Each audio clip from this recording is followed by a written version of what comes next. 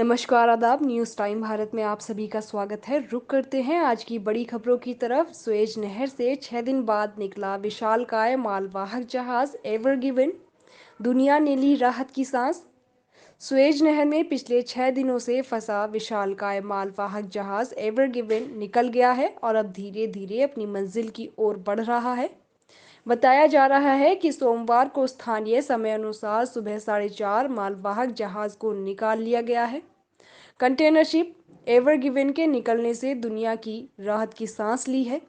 इससे पहले सुएज नहर में फंसे इस विशालकाय जहाज को हटाने के काम में 2 विशेष नौकाएं लगाई गई थी। एशिया और यूरोप के बीच माल लेकर जाने वाला पनामा के ध्वज वाला एवर गिवन नामक विशाल जहाज मंगलवार को इस नहर में फंस गया था। तब से अधिकारी जहाज को निकालने और जलमार्ग को जाम से मुक्त करने की फिर से कोशिश में जुटे थे।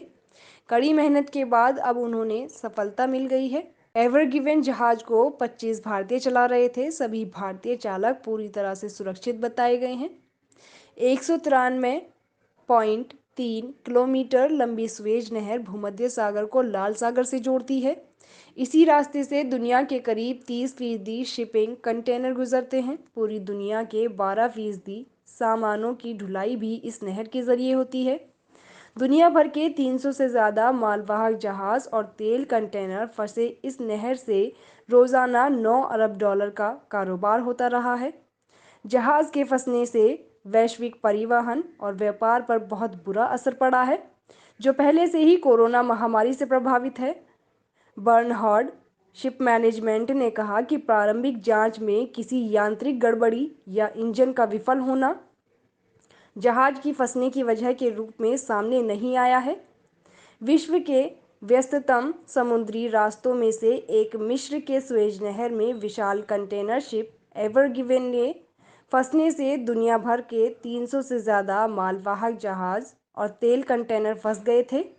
समुद्र में लगे भीषण ट्रैफिक जाम का असर दुनिया में साफ दिखाई देने लगा था। टॉयलेट पेपर बनाने वाली सबसे बड़ी कंपनी सुजानो एसए ने चेतावनी दी थी कि जहाज के फंसने से वैश्विक स्तर पर टॉयलेट पेपर का संकट पैदा हो सकता है। सुजानो एसए ने कहा कि टॉयलेट पेपर को ले जाने जहाज़ों और शिपिंग कंटेनर की भारी कमी हो गई है।